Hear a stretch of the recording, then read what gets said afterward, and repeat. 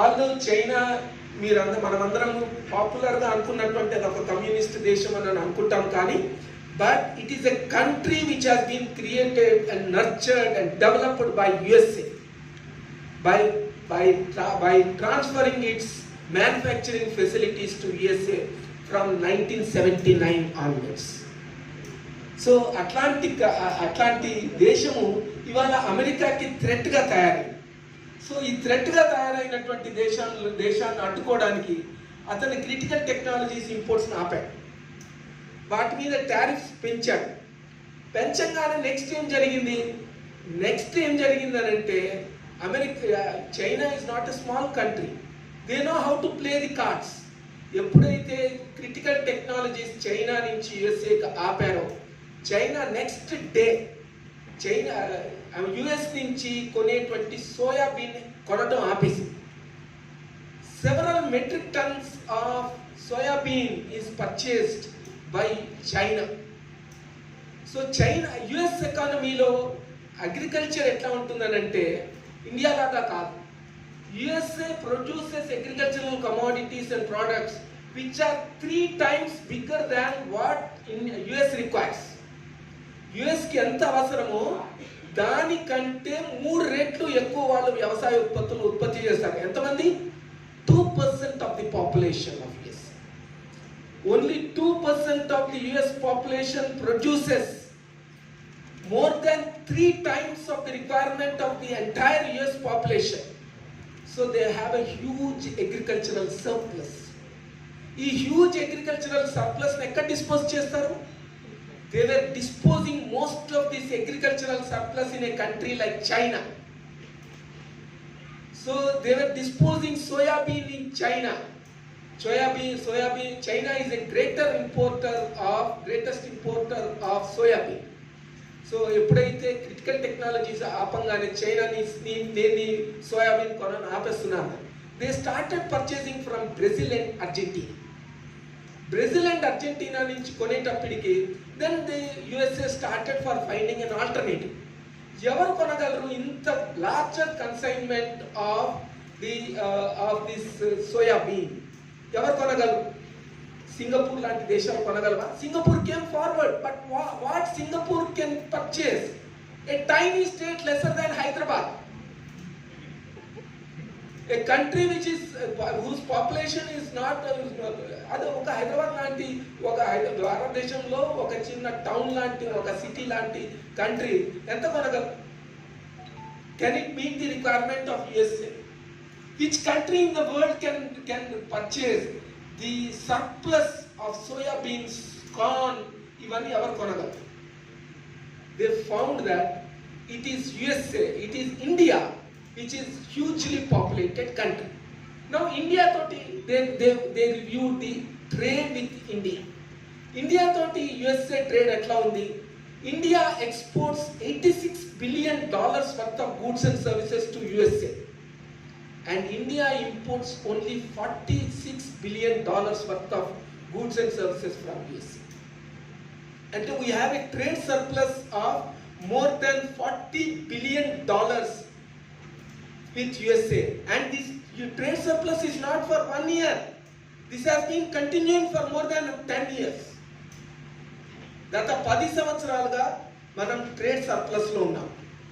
Now they tried to look at what India is doing with. So India was for India, USA is the largest trade partner. Mana exports lo, the US share was roughly around 19.8%.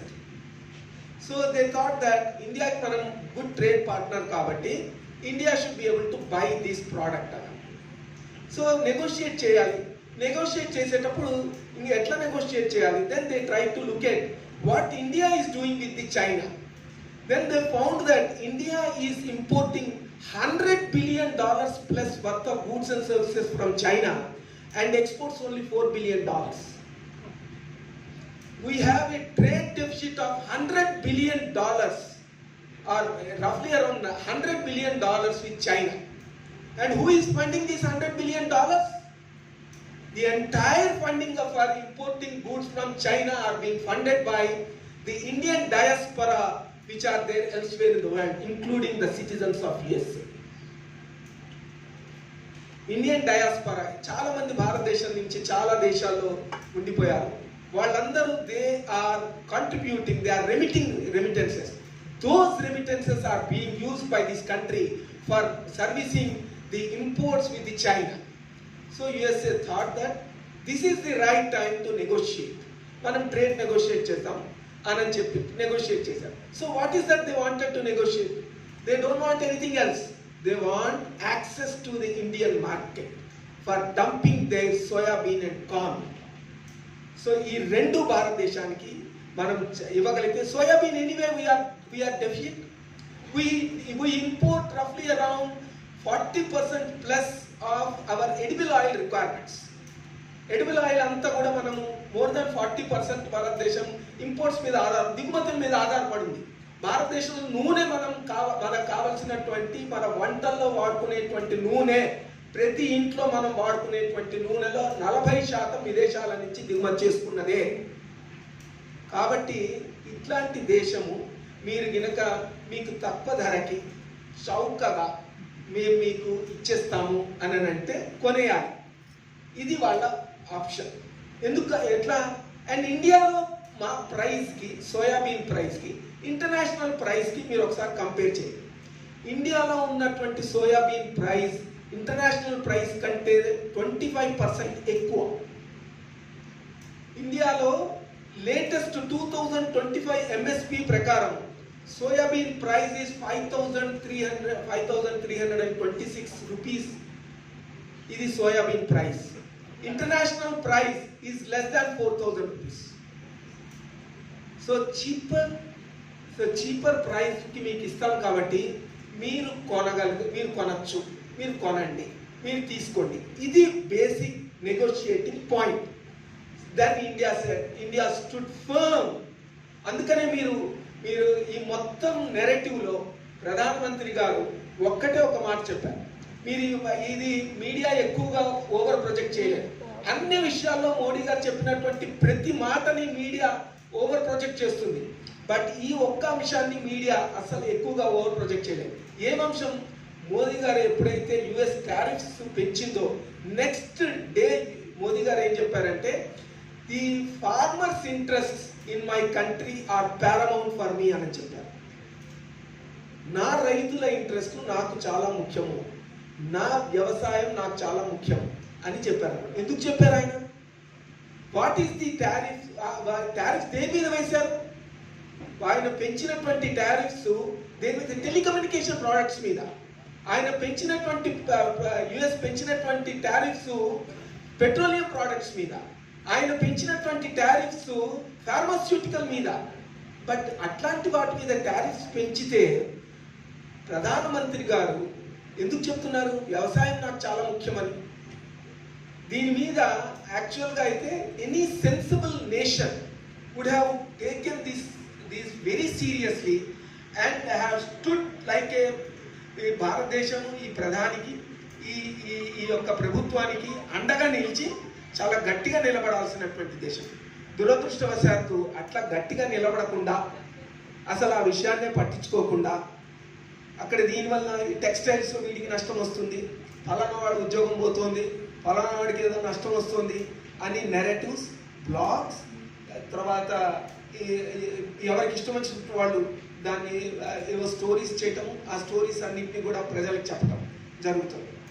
But what is the greatest disaster which Modiji has stopped? Modiji అనే కాదు, a government of India has stopped. That is the disaster to the farmers of this nation. Because soybean మనం import చేసుకున్నా, corn import చేసుకున్నా, wheat import చేసుకున్నా. ఎందుకంటే ఈ మూడు కూడా ఇంటర్నేషనల్ ప్రైజెస్ కంటే మన దేశంలో ఉన్నటువంటి ప్రైజెస్ చాలా ఎక్కువ. ఎందుకు ఇస్తున్నాము? Because of MSP.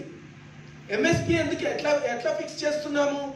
ఎంఎస్పి ఎట్లా ఫిక్స్ చేస్తున్నాము అని అంటే cost plus 50% bonus every year. ఎంత కాస్ట్ అవుతుందో, cost of production, cost of labour, cost of self labour, ఇవన్నీ కలిపి దాని మీద 50% బోనస్ తోటి ఎంఎస్పి ఫిక్స్ చేస్తారు. ఇట్లా ఫిక్స్ చేస్తే ఇంటర్నేషనల్ ప్రైజెస్ కంటే భారతదేశంలో ఎక్కువ కాకుండా తక్కువ ఎట్లా ఉంటాయండి? న్యాచురల్గా భారతదేశంలో అగ్రికల్చరల్ ప్రోడక్ట్స్ చాలా ఎక్కువగా ఉంటాయి. ఇట్లా ఎక్కువగా ఉన్నటువంటి ప్రోడక్ట్స్ ఉన్నటువంటి దేశంలో మీరు యుఎస్ఏని కనుక సోయాబీన్ డంప్ చేయమన్నారు అనుకోండి, once they start dumping soybean in ఆ country, so oil prices crash, then whole our poultry industry and dairy industry, soybean, poultry industry, ఇవి కార్న్ అండ్ భారతదేశంలో ఉన్నటువంటి మొక్కజొన్న కొనరు, సోయాబీన్ ఫీడ్ కొనరు, వాళ్ళ బర్రెలకి, గొర్రెలకి, వీటికి ఎవరికి సోయాబీన్ మీల్ పెట్టరు. ఎందుకంటే యుఎస్ నుంచి వచ్చేది చాలా చీపర్గా ఉంటుంది.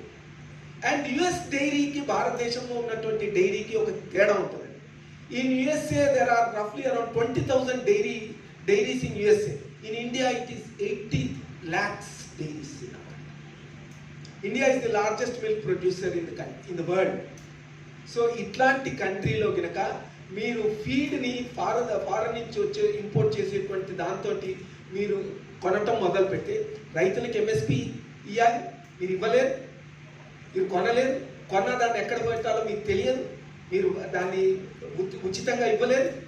కాబట్టి ఈ ప్రాబ్లమ్స్ అన్నీ ఉంటాయి. కాబట్టి ఏం చేశారు, మేము అసలు మీ దగ్గర నుంచి వచ్చేటువంటి ప్రోడక్ట్లో జెనెటికల్ మోడిఫికేషన్స్ ఉంటాయి కాబట్టి in India we don't allow genetically modified foods అని చెప్పారు.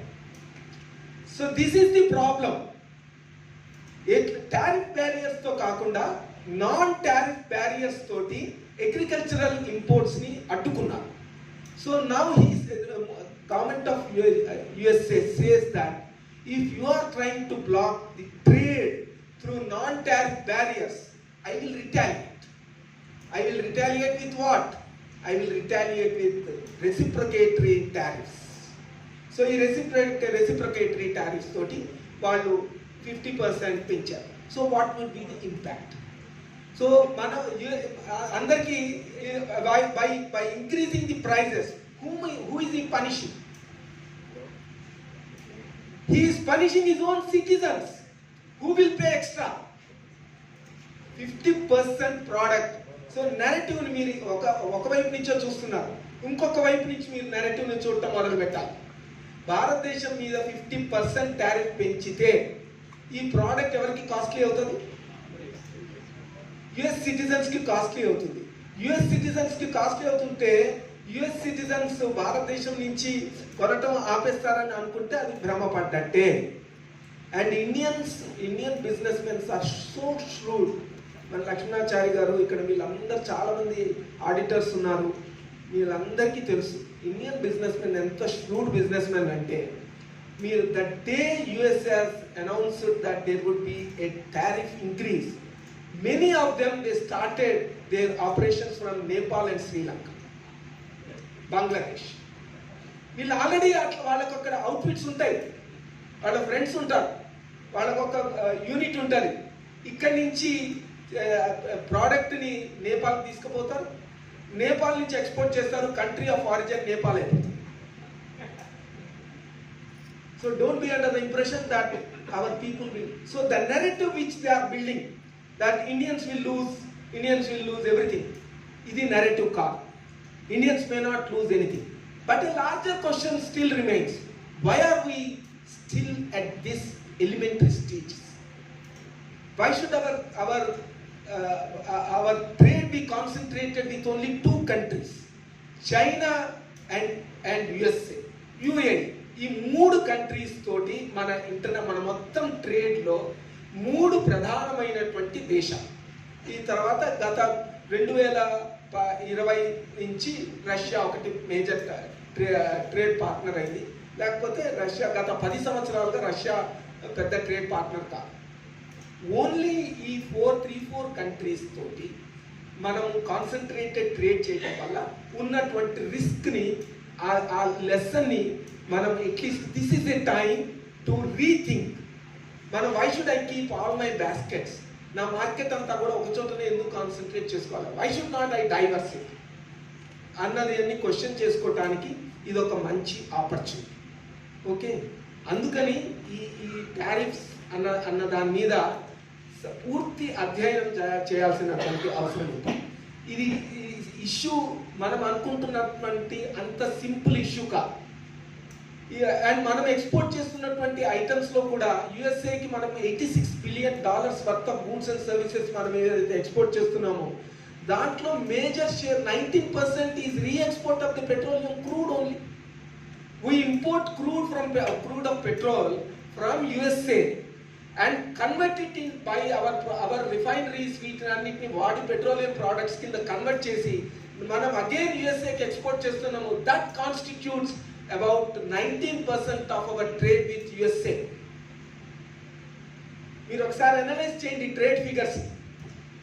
Then the next important item which we are exporting is the precious stones and gems.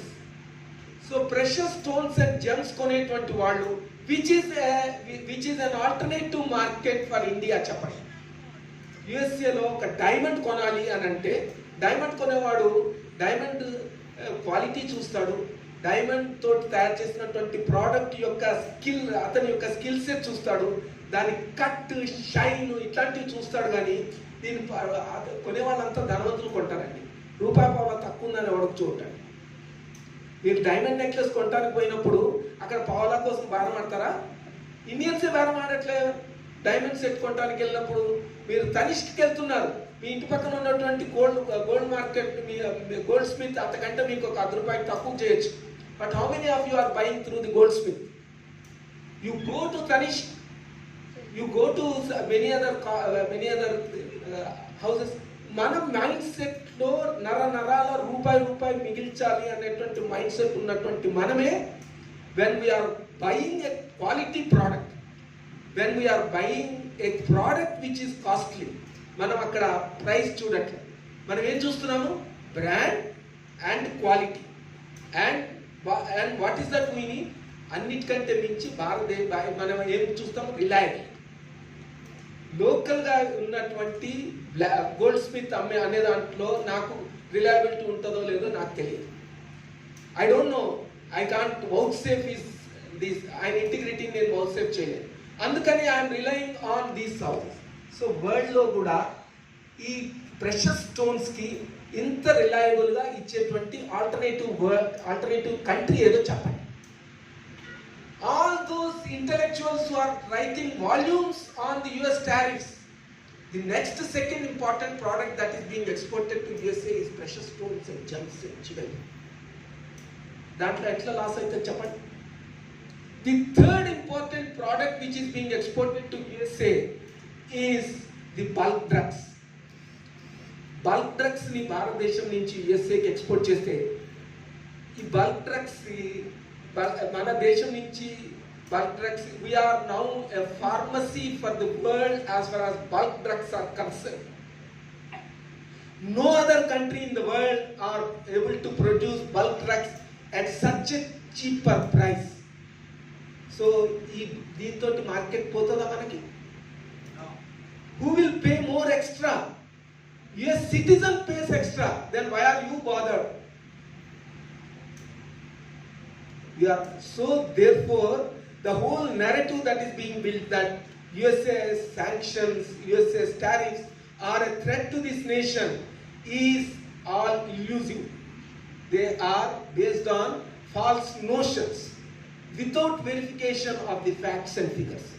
My appeal to all of you is, please get into the facts. Please get into the roots of it. దేంట్లో అసలు major కారణం మనం గినక భారతదేశంలో US చెప్పినట్టుగా agricultural ప్రోడక్ట్స్కి లేకపోతే మిగిలిన వాటికి యాక్సెస్ ఇచ్చినట్టయితే భారతదేశంలో ఏం జరుగుతుంది? Today we are the largest producer of milk in the country, in the milk in the entire world. The day you allow the access to the dairy products of USA and many other European countries, our dairy industry will collapse. ఎందుకంటే భారతదేశంలో దేశీ cow ఇచ్చేటువంటి milk, ఆ ఘీ అన్నది desi ghee product is a product for us. Elsewhere in the world it is a by product. For a dairy industry, ghee is a by product in the, మీరు ఎక్కడైనా సరే history మీరు మీ trade books అని చదువుకోండి. మీ trade మీరంతా మీలో చాలా మంది ఫుడ్ టెక్నాలజీ చేసిన వాళ్ళు ఉండొచ్చు. మీరు ఫుడ్ టెక్నాలజీ ఇవాళ రేపు అందరికీ గూగుల్ తల్లి ఉంది. గూగుల్ తల్లిని అడగండి, మీ గూగుల్ తల్లి కూడా చెప్తుంది. సో ప్రపంచంలో చాలా దేశాల్లో నెయ్యి అన్నది బై ప్రోడక్ట్. భారతదేశంలో డైరీ ఇండస్ట్రీలో నెయ్యి కూడా ఒక ప్రోడక్టు, బై ప్రోడక్ట్ కాదు. సో వాడికి బై ప్రోడక్ట్ కాబట్టి దాన్ని మీరు డంప్ చేయడం మొదలు పెడతాడు. ద డే ఈ ఇంటర్నేషనల్ నుంచి వచ్చేటువంటి క్వాలిటేటివ్ ఘీ భారతదేశంలో డంప్ అయింది అనుకోండి, 80 lakh dairy farmers in our country, they are in trouble. ఇది చేయాలా భారతదేశం? Should they give access to Indian markets? No. So therefore access to Indian markets cannot be given as far as agricultural products are concerned. దీనికి కారణాలు అయితే మనం everything is not very rosy with India, everything is not so great with India. మన agricultural product ఏదైతే ఈ distorted price mechanism ఏదైతే ఉన్నదో ఇది ఎక్కువ కాలం సస్టైనబుల్ కాదు. మనం ఏదైతే 50% బోనస్ తోటి ఇచ్చేటువంటి ఎంఎస్పి ఏదైతే ఉన్నదో ఇది భారతదేశం ఎకానమీకి లాంగ్ టర్మ్లో సస్టైనబుల్ కాదు. మీరు ఇంటర్నేషనల్ ప్రైస్ కంటే 50%, 40% ఎక్స్ట్రా పే చేసి మీరు ఇస్తే కన్జ్యూమర్ని ఎక్కువ పే చేయండి అని అడుగుతూ ఉంటే ఇది ఎక్కువ కాలం నిలబడదు. మీరు ప్రతి దాంట్లో ఇంటర్నేషనల్ ప్రైస్ తోటి మార్కెట్ తోటి కంపేర్ చేసుకుంటారు. మీరు ఒక పెన్ను కొనుక్కోవాలి, ఇంటర్నేషనల్ ప్రైస్ ఎంత, ఇక్కడ ఎంత అని చెప్పి నేను చైనా నుంచి ప్రోడక్ట్ కొనుక్కొని ఇంపోర్ట్ చేసుకొని కొనుక్కుంటున్నాను. మరి గోధుమ కొనుక్కోండి, మొక్కజొన్న కొనుక్కోండి, పాలు కొనుక్కోండి, అప్పుడు తెలుస్తుంది. ద మూమెంట్ ఎందుకు తెలుస్తుంది? కోల్ తోటి భారతదేశానికి ఒక ఎక్స్పీరియన్స్ జరిగింది. కోల్ తోటి భారతదేశానికి వచ్చినటువంటి ఎక్స్పీరియన్స్ ఏంటి? ఇండియాలో చాలా power projects, coal based thermal power projects establish చేశారు 2004 నుంచి 2010 మధ్యలో. ఈ పవర్ ప్లాంట్స్లో చాలా భాగం ఇంపోర్టెడ్ కోల్ మీద ఆధారపడుతున్నారు. ఎందుకు ఇంపోర్టెడ్ కోల్ మీద ఆధారపడ్డారు? At that time international coal prices were cheaper than the domestic coal prices. అందుకని every producer said that నాకు అసలు ఇండియాలో కోల్ లింకేజ్ అక్కర్లేదు, బోర్డ్ కోల్ అక్కర్లేదు, నేను ఇంటర్నేషనల్ కోల్ నుంచి ఇంపోర్ట్ చేసుకుంటాను పో అన్నా. The day India started importing coal, a largest country in the world, if it starts importing coal, what will happen? Whole of the trade got disturbed. International price 1 year లో బాగా పెరిగిపోయే, domestic prices remain constant. దాంతో మన international prices మీద ఆధారపడి ఉన్నటువంటి power projects అందరూ కూడా నష్టపోయారు. అందుకని వాళ్ళందరూ ఏం చేశారు? ప్రభుత్వంతో లాబింగ్ చేశారు. లాబింగ్ చేసి యావరేజ్ ప్రైస్ ఇవ్వండి ప్లీజ్, లేదా ఇంటర్నేషనల్ ప్రైస్కి భారతదేశంలో డొమెస్టిక్ ప్రైస్కి ఈ రెండింటిని కలిపి యావరేజ్ చేయండి అని. ఎందుకు యావరేజ్ చేయాలండి? సో భారతదేశం ఎప్పుడైతే అగ్రికల్చరల్ ప్రోడక్ట్స్కి యాక్సెస్ ఇవ్వటం మొదలు పెడుతుందో అప్పుడు ఇనిషియల్గా మీకు డొమెస్టిక్ ప్రైసెస్ చాలా ఎక్కువ, ఇంటర్నేషనల్ ప్రైసెస్ చాలా తక్కువగా కనపడతాయి. But once we become dependent on the world, the prices the trade becomes one sided and gets distorted. అందుకని భారతదేశం ఈ అగ్రికల్చరల్ విషయంలో చాలా గట్టిగా ఉంటుంది. అందుకని ఈ ట్రేడ్ బ్యారియర్స్, ఈ ట్రేడ్ వార్ అన్నది మొదలైంది. ఇది కొంతకాలం నడుస్తూ ఉంటుంది. దీని నుంచి పెద్దగా భయపడాల్సినటువంటి అవసరం లేదు. ఈ భయం తాత్కాలికం. అట్లాగే వీసాస్ పోతాయి, ఓకే పోతుంది. టెక్నాలజీస్, ఐటీ రంగంలో ఉన్నటువంటి నిపుణుల ఉద్యోగాలు పోతాయి అని అనుకున్నారు. ఇవాళ కాకపోతే ఖచ్చితంగా రేపు పోవాల్సినవే వీళ్ళవి. ఎందుకంటే this is the only industry in the world. వాళ్ళ కాళ్ళు వాళ్ళే నరుక్కున్నారు, వేరే వాడు ఎవ్వరు నరకలేదు. వాళ్ళే వాళ్ళ కాళ్ళని నరుక్కున్నారు. ఎవరు డెవలప్ చేయాలన్నారండి? వాళ్ళని ఎవరు డెవలప్ చేశారు కదా? మీరు ఎలన్ మాస్క్ మొన్న ఏం చెప్పాడు? ఎలన్ మాస్క్ ఏం చెప్పాడు? మైక్రోసాఫ్ట్కి నేను ఇంకొకటి కనిపెడతాను, దాని పేరు మ్యాక్రో హార్డ్ అని చెప్పాడు. మ్యాక్రో హార్డ్కి కోడింగ్ ఎవరు రాస్తానన్నాడు? నేను ఎప్పటిని ఎంప్లాయ్ చేసుకోను, ఏ కోడింగ్ చేస్తుందని చెప్పాడు. అని అంటే ఇవాళ కాకపోతే ఇవాళ ఎలన్ మాస్క్ ఊరికే జోక్గా చెప్పిండొచ్చు, బట్ ఇవాళ కాకపోతే రేపైనా మీ కోడింగ్ ఉద్యోగాలను పోయినట్టే కదా. సో మీరు నరుక్కున్నాక మీ ఉద్యోగాలు పోతాయని చెప్పి భయపెట్టి దేశంలో అందరినీ భయపెట్టేసి దేశంలో అందరినీ ఏదో అనిశ్చితికి గురి చేసి ఇక్కడ ఏదో జరిగిపోతుంది అనేటువంటి భ్రమలు కల్పించేస్తే నమ్మాల్సిన అవసరం లేదు. And as a nation we failed in regulating this IT market. మనం ఇండియాలో ఇంత పెద్ద దేశం అయ్యుండి, ఇంతమంది ఐటీ టెక్నోక్రాట్స్ అయ్యుండి, ఇండియాకి ఒక ఐటీ ప్రోడక్ట్ని తయారు చేయలేకపోయాం. మీరు వరల్డ్లో ఎక్కడైనా సరే, మీరు చైనాకి వెళ్ళండి, మీరు చైనాలో ఎక్కడైనా సరే, మీరు మన ఇండియాలో వాట్సాప్ వాడి చూడండి, చైనాలో ఫేస్బుక్ వాడి చూడండి. many of my colleagues, when they visit Russia, they can't use their mails, they can't use their mobiles. ఎందుకంటే వాళ్ళ ఆపరేటింగ్ సిస్టమ్స్ అన్ని టోటలీ లోకల్ ప్రొడక్ట్స్. చైనాలో same thing, local product. Why not we have a local product? మీరు ఇవాళ ఏం చేస్తున్నారు? భారతదేశంలో ఎవరు ఈ ఇంట్లో ఎవరు ఏ ఇంట్లో ఏం చేస్తున్నారు అనేటువంటి ప్రతి అంశం తీసుకెళ్లి యుఎస్ఏ వాడి చేతిలో పెడుతున్నారు ఈ డేటా. అట్లాంటి సెక్టర్ని మనం ఎందుకు రక్షించాలి, ఎందుకు కాపాడాలి? మీరు యూట్యూబ్లో మీరు ఇవాళ కొట్టి చూస్తే, మీరు పొద్దున ఒకసారి మీరు కొట్టి ఏదైనా ఒక అంశాన్ని చెక్ చేశారనుకోండి, మీకు దానికి సంబంధించినటువంటి వీడియోస్ ఇవన్నీ కూడా ఏ మీకు చెప్పేస్తుంది. అవే వీడియోస్ మీకు అన్ని పాపప్ అవుతూ ఉంటాయి. ఎట్లా అవుతాయండి? somebody is working, is it not? Somebody is tracking your movements. So somebody is tracking your income, somebody is tracking your habits, somebody is tracking your movements. మీరు ఎక్కడికి వెళ్తున్నారు? గూగుల్ తల్లి చెప్తుంది. మీ ఇంట్లో ఎక్కడ గుంట ఉన్నది, ఎక్కడ రోడ్డు ఉంది, ఎక్కడ ఇల్లు ఉన్నది, గూగుల్ తల్లికి చెప్తుంది. ఎందుకు ఇండియాలో డెవలప్ చేసుకోలేరా? And India as so great industrial hub. మీరంతా టెక్నోక్రాట్స్, ఇంత టెక్నోక్రాట్స్ అయ్యుండి ఇంతవరకు చిప్స్ మ్యానుఫ్యాక్చరింగ్ ఎందుకు చేయలేకపోతున్నాం? Why are we not doing any chip manufacturing? Hard డిస్క్లు ఎందుకు చేయలేకపోతున్నాం?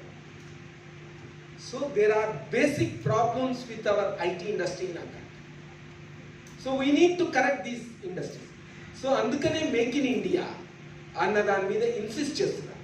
మేక్ ఇన్ ఇండియా అన్నది ఫస్ట్ స్టెప్ మాత్రమే.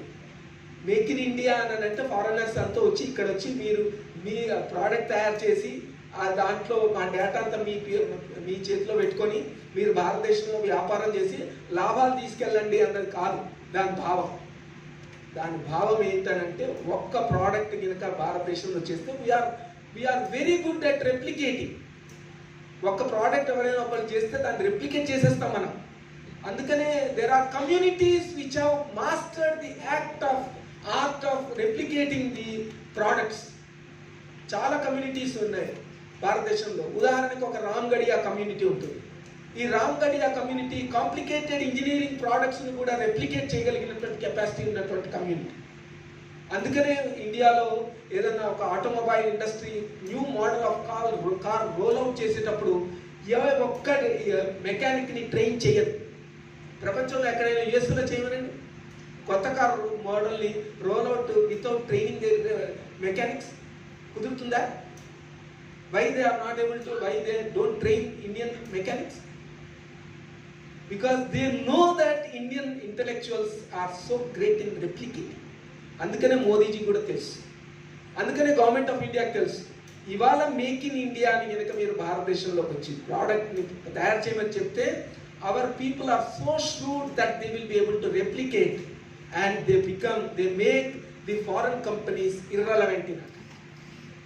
అది ఆ లక్ష్యంతో భారతదేశం వెళ్తుంది. And we need to sustain our growth rate of 7 to 8% at least for next 10 years so that we become the third largest economy in the world by 2030. 2030 అన్నది పెద్ద దూరం లేదండి. And this is possible, doable. We'll be able to do it. అందుకని ఈ మొత్తం నేపథ్యంలో మీరు US నెరేటివ్స్ని, US శాంక్షన్స్ని చూడాలి. అంతేగాని బిట్స్ అండ్ పీసెస్లో చూసి దాంట్లో ఒక 40% పెరిగింది, 50% పెరిగితే ఏమీ నష్టం లేదండి. పెరిగితే అట్లీస్ట్ మన ట్రేడర్స్ ఆలోచించుకోగలుగుతున్నారు. అండ్ అన్నిటికంటే మించి భారతదేశంలో మనం ఒక్కసారి పునశ్చరణ చేసుకోవాల్సినటువంటి అవసరం ఏంటంటే, వై ఇస్ ఇట్ మనం 75 ఏళ్ల తర్వాత కూడా మనము ఇంటర్నేషనల్ ట్రేడ్లో మన షేర్ ఎందుకు పొందలేకపోతున్నాం? యుఎస్ఏకి ఆల్టర్నేటివ్ మార్కెట్ ఎందుకు ఎతకలేకపోతున్నాం? ఎందుకు భయపడుతున్నాం? భయపడటానికి కారణం ఏంటి? ఇవాళ భారతదేశంలో గతంలో టెక్స్టైల్ మార్కెట్ని యుఎస్ఏ ఓపెన్ చేస్తే ఇండియా బెనిఫిట్ అవుతుందని చెప్పారు. కానీ టెక్స్టైల్ మార్కెట్లో కోటా సిస్టమ్ని యుఎస్ఏ రద్దు చేసిన తర్వాత బంగ్లాదేశ్ బాగుపడ్డది, ఇండోనేషియా బాగుపడ్డది, వియత్నాం బాగుపడ్డది, ఇండియా బాగుపడ్డది, శ్రీలంక బాగుపడ్డది. Because we cannot match the cost prices of Bangladesh. Our labor are extremely costly when compared to the labor prices of the Bangladesh.